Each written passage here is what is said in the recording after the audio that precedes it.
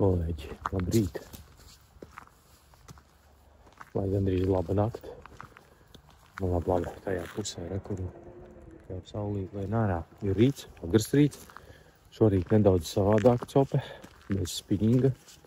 Ar visprastākajām makšķerītēm pasaulē. Doma ir noķert kaut kādu asarīti uz dzīvo. Raudiņas, lielas. Kas no tā viss sanāks, skatīsimies, jo vieta ir tik, cik ir, un viņu vairs praktiski nav. Bet, neko, iesim pamēģināsim, paskatīsies, kas notiek pie ūdens.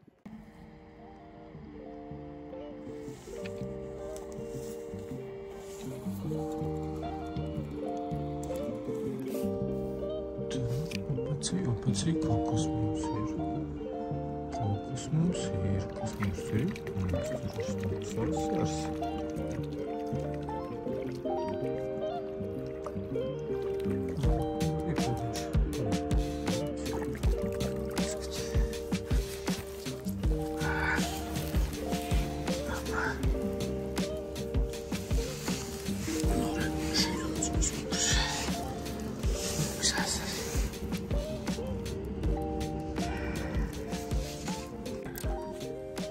Tā, nu ko?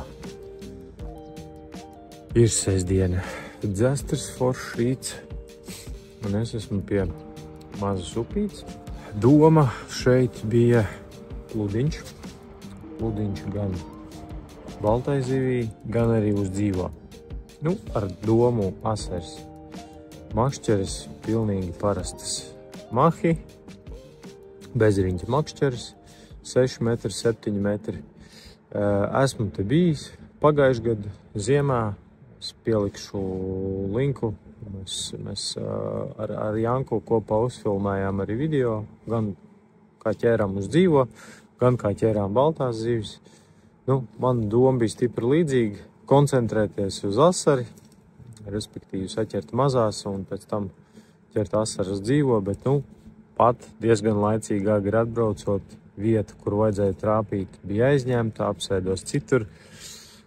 Iezogās tāda neticības sajūta, laikam tā viņu varētu nosaukt. Lai gan viens smuks asarīts man ir, tagad 2 raudiņas ir. Grūti izskaidrot, bet sajūta līmenī kaut kas nav riktīgi. Tā kā jāsāk domāt par plānu B. Vispār jau viņš ir pat arī C. Varētu mēģināt doties uz to pašu kanālu, kur asarīšu ķērām, vai arī drusku uz citu vietu, uz citu kanālu ar domu ķert raudiņu. Varbūt, ja paveiksies, tad arī karūs, un tas būs fīders. Skatīsimies, kā diena izvērtīsies, šeit vēl bišķiņ pasēdēsim, pamēģināsim paķert, parādīšu, pastāstīšu, kas ko kā, nekā jau sarežģīti te nav. Inventāru ziņā, tāpēc skatieties tālāk. Copa ir piedzīvojums, kur tas aizvedīs, kas to lai zina. Kam interesēs pludiņš? Mēs ar Andri Ilgānovu, džeku, kurš piedalās Latvijas čempionātā pludiņā, daudzus gadus startē. Pavasarī bijām ar Salmo kanālā, uzfilmējām tādu foršu video par pludiņu copi eventā. Iesaku noskatīties, arī ielikšu video linku aprakstā. Bet ir rudens, un ar to pašu Andru pakonsultējos. Viņš teica nepārcenties ar barošanu, praktiski var, iespējams, ka var pat vispār nebarot, ja jūs ķerat ar kukurūzu, tad dažus tos pašus kukurūzas graudiņus pamest, kur mums ir copīte. Tikko, starp citu, arī vienu raudiņu noķēra, 3 raudiņas jau ir, asarīts tikai viens uz dzīvo. Nepārcensties ar barošanu, nepārcensties ar kaut kādu baigo pārāko aromātiku. Strādā tas pats ķiploks, kas man izbrīna, ka šogad tas ķiploks tā kā ir aizgājis kā kaut kāds brīnums, ko mēs tur Kristapu bušu copē parādījām, bet principā jau ķiploks tā ir izteikta un klasiska rudens garša un smarža. Viens smukāk ar pieteicās. Šitā jau ir tāda solīda. Nu, tātad par makšķerēm. Tas ir viselementārākās, prastākās mūsdienu lazda makšķeris. Šī ir 7 metri uz asaru, lai varētu bišķiņ tālāk aizmest. Polītis, bezriņķa makšķers. Dažādi viņas mēdz dēvēt. Nu, te ir 6-metrīgā, tāpat netālu no krasta uz balto zīvi. Vienkārši kāds galā piestiprinās aukla, asaru. Kā tam man ir 0,2, bišķiņ resnāk, izdomāju uzlikt. Šeit ir 0,14 uz raudiņa. Mazi pludiņi, grams, asaru kātam es uzliku drusku smagāku, 3 gramu pludiņu. Ar domu, ka tur tomēr ir dzīvā zivtiņa virsū, jā, un apakšā viss ir vienkārši sviņu bumbiņas, un es lieku to nesienu āķi pie pamatauklas, bet ir pavadā. Nu, respektīvi, asaru kātam tā pavadiņa ir kaut kāda 10-15 centimetri. Uz balto zivu viņi var likt arī garāku. Droši, jā. Kukurūza, grūba. Man ir līdz arī tārpi, bet ar tārpiem ir viena problēma. Es atceros, ka pagājušajā gadā uz viņiem bija tā, ka mūsu blakus onkulis ķēra ļoti labas raudas ar kukurūzu un grūbu. Mēs ķērām ar Janku uz tārpiem, un mums tas izmērs bija krietni švakāks. Viss atkarīgs no mērķa. Ja gribās ķert daudz, tad droši vien tas ir tārps. Ja gribās ķert kvalitatīvāks un lielāks zivis, nu tad rudenī der padomāt arī par tādu rupjāku šo tēsmu, novārīt grūbu vai tur mannā. Var pastīties YouTube'ā, gan jau kaut kur var atrast, kā viņu gatavot. Vai arī to pašu kukurūzu. Nu, tad tā raudiņa ir krietni rupjāka.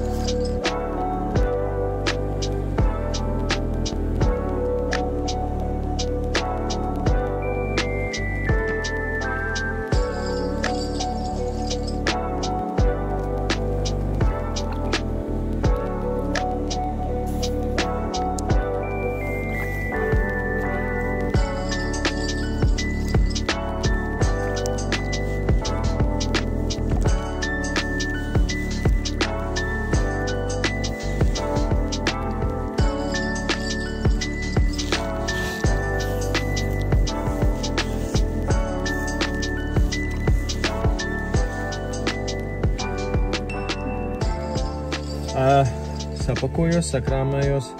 Nu, kaut kas uz pludiņa ķērās, kaut kādas raudiņas ķert varēja, bet nevar slēpt savu sarūktinājumu, ka tomēr gribējās vairāk ķert asari. Tā ļoti labi, un uz dzīvo viņš ķerās vienā vietā, radziņš bija aizņemts, kad es atbraucu jau, jā, un līdz ar to, nu, vienu dabūju, bet iekšēji tā sajūta nav, ka gribētos palikt, nu, tad es domāju, ka sirdsbalsi ir, vai sauciet to, kā gribat, kaut kādai no vienai no maņām ir jāklausa. Runājot par laikapstākļiem, ir 20 kaut kāds tur novembris. Gandrīz ziema, peļķis ar ledu. Tiešām augsts šorīt, jā, rokas arī jūt.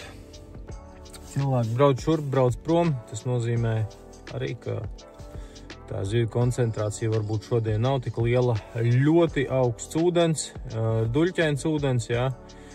Tas arī savu atspaidu droši vien, ka iedod pēdējās dienās te sasniga lietus vai salīs sniegs. Bet līmenis ir augšā, jā, un līdz ar to arī duļķis. Zivi tas, protams, ka kaut kādā veidā var ietekmēt. Vēja daudz nebija, neliels vējiņš, forši patīkam it kā makšķerēt, bet nu, bet tas nekas. Es šeit noteikti vēl atgriezīšos ar pludiņu. Pagājušajā gadā mēs te ķērām starp Ziemassvētkiem un jauno gadu, tā kā jā, bet es ceru, ka es tagad kļūdos. Ja ledus nebūs, tad te vēl varēs ķert, bet es ceru, ka mēs jau drīz kaut kur kāpsim uz ledus, vai ne?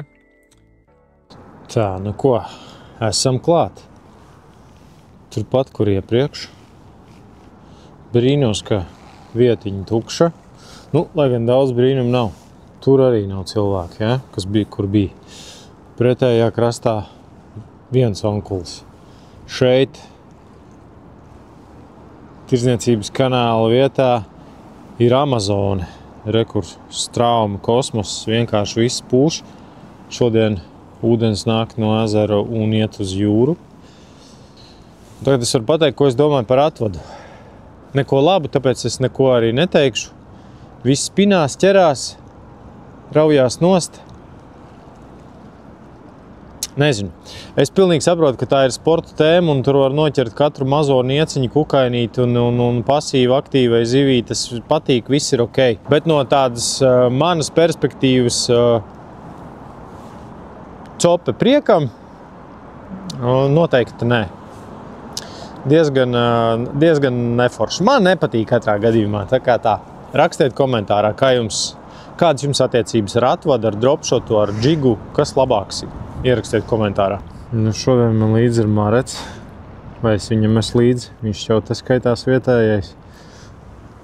Reku vēl viens vietējais. Alvis. Makšķernieciņi ir. Daži ir. Balto zivi neķera. Bet reku te ar fīderi interesanti sēdēja. Tur no tās malas. Šodien visa cope balstīta uz sajūtām. Un sajūta saka, ka vajadzēja copēt mājās.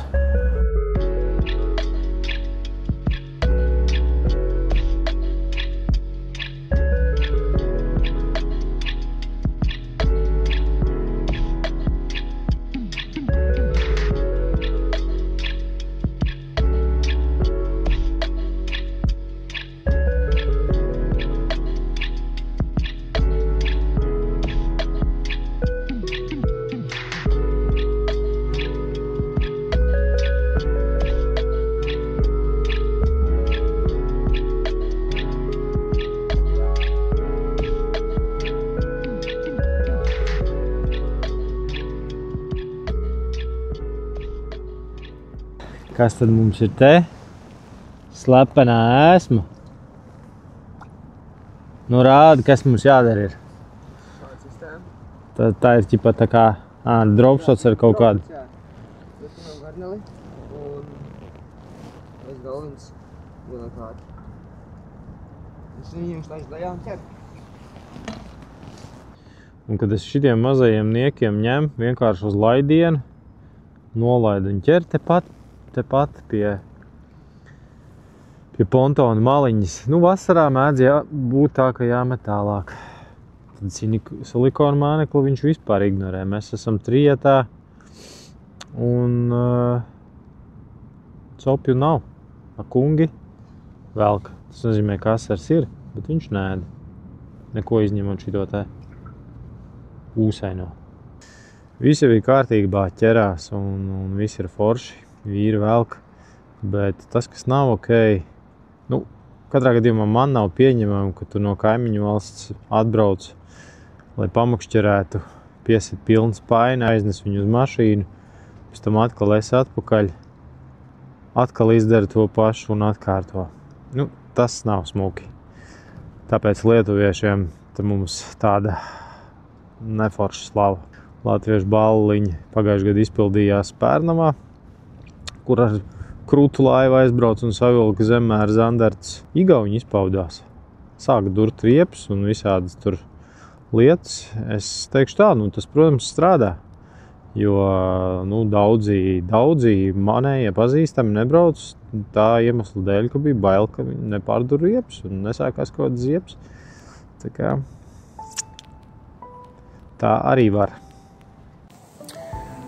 Nu ko, un šajā brīdī es pavisam noteikti varu teikt, man sev nav ko pārmest. 3 dažādas lokācijas, atnāca vēl tepat pie mājām, Pērkons kanālā uzmētāt. 2 maziņas asarīšas dabūju, bet tas arī viss. Ir tāds dienas, ka tiešām jāklaus sirdsbalsī un jāliekās mierā. Jā, ko var teikt. Bet Liepāja ir tā vieta, kur salīdzinoši nelielos attālumos var atrast tik daudz dažādu opciju, kur makšķerēt, ko makšķerēt. Bārtas upē, Liepājas ezers, kanāls, Tosmars kanāls un tā tālāk un tā tālāk. Tepat jūra, Butes, kosmos. Makšķernieku meka. Jā, kaut kā tā. Tāds nelīdz galam izdevies video, bet dažreiz ir arī jāparāda, ka nevienmēr ķerās un nevienmēr var noķert daudz un smukas zivis. Daudz stundu pie ūdens, daudz secinājumu un tad jau ķersies arvien vairāk un vairāk un vairāk. Bet šādām dienām katram makšķerniekam viņas ir šādas dienas. Ko, labvakar? Nav miera. Ir 2 stundas laika. Dosim Liepājai 4. iespēju šodien. Tāds jau tas makšķernieks ir. Kad ir laiks, tad principā brauc makšķerēt, un es to arī atzīstu kā labāko variantu. Kaut ko negaidīt. Mums nav tik daudz laika mūsdienās aizņemtajās ideāla laikapstākļi vai lielākā zivtiņu copas kalendārā. Kad varam, braucam copēt, Kaut kā tā izskatās ūdeņi. Izskatās, ka bišķiņi visi nomierinājās. Pa dienu bija straumīti. Labi, straumīti mēs tūlīt sajutīsim. Bet Zandarts dropšots. Baigi cerīgs es neesmu, bet super skeptisks arī ne. Mēs bijām vakar. 2,5 copas es sajutu. Kolēģi padalījās ar informāciju, teica, ka esot dabūts ļoti labs nesen. Tā kā kaut kas te ir. Nav tie ūdeņi tik bagāti kā Rīgā, kad var tos mazos zemmērus skaldīt te Liepājā. Bet kaut ko noķert var un mēģināsim. Tā kā es tumsā parasti visbiežāk ar dropšotu maucu. Šad tad mēdz strādāt arī, teiksim, parastās zivtiņas, kaut kādas šitās te, ar parasto astīti. Bet tad es viņas āķoju ar ļoti, cenšos maksimāli vieglu galviņu, kaut kādiem 3-5 gramiem. Atkarībā no dziļuma un tā, cik tālu ir jāmet, Bez raustīšanas, bez kaut kādas džigošanas, bez konkrētas izspēles, ļoti lēnām, vienmērīgi viņi tiek vadīti. Viens variants ir to darīt gar grunti, bet tad ir atkal jārēķinās, ka mēs varētu arī kaut kādā brīdī aprauties. Otrs variants ir tā skaitīt, saprast, kā līdz, teiksim, gruntīgi šitā galviņa, šitā zivtiņa grimst 10 sekundes, skaitam līdz 8, un tad sākam tīt, līdz 9, un tad sākam tīt. Lai mēs esam nedaudz virs grunts. Zandarts labi redz, ceļās augšā un citi ļoti efektīvi, starp citu, pamēģiniet, Tā saucamā vienmērīgā ietīšana, jeb kā daudz viņu sauc par ravnu merku no krievu valodas. Klasisks dropšots, 5 colus, 7 colus, Lucky John slikšots, ļoti labi dropšotu gumija krāsas. Es pagājuši gadu uztaisīju eksperimentu. Es 8 dažādas krāsojumus nosūtīju, es gribētu teikt, tiešām top zandartu copmaņiem. No tām 8 krāsām bija kaut kādas 3, kuras, teiksim, netik daudz izvēlējās, bet pārējās bija ļoti, ļoti dažādas. Katram bija savu top krāsa. Te nav tādas konkrētas formulas, kas kad strādā. Nav. Vienkārši eksperimenta rezultātā kaut ko mainām, strādājam. Man, principā, naktī es dodu priekšroku tādām bišķiņ spilgtākām, rozā, ir kaut kāds tā pati Ukrainas krāsojums, Bet tajā pašā laikā daudzi ķer tieši otrādi ar tumšām, naturālām krāsām. Par to UV arī, it kā, sliktāk nebūs, ja viņš tajā gumijā būs iekšā. Kaut kā tā. Par izspēli runājot, arī ir rudens, viss ir mierīgi, tieši tāpat kā asarim. Mēs praktiski mēģinām savākt lieku auklu, ar tādiem šūpājieniem vairāk nekā straujiem sitieniem. Kaut kā tā. Tāda tā zandarta kastīte arī izskatās. Nekas daudz jau nav vajadzīgs. Fluorokarbons, daži džiga āķīši, dropshot āķi, dropshot sviniņi, 15-20 grami, 10 varbūt vēl arī, ja, kā kurā vietā ķeram. Un dažas gumīņas, ja, un tas viss. Un pacietība, daudz pacietības.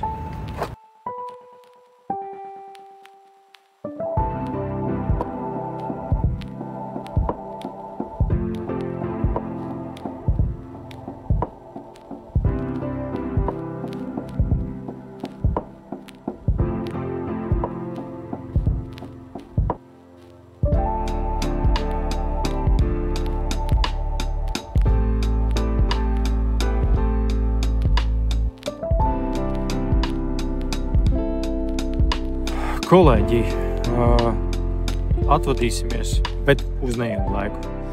Tiekamies jau drīz kādā no nākamajiem piedzīvojumiem. Man ir aizdoms, ka tas būs tieši tādos pašos apstākļos, kā jūs redzat šobrīd. Būs tumšs, būs diezgan vēss, salas rokas, un mēs mēģināsim ķert zandartu. Bet Rīgā. Čau!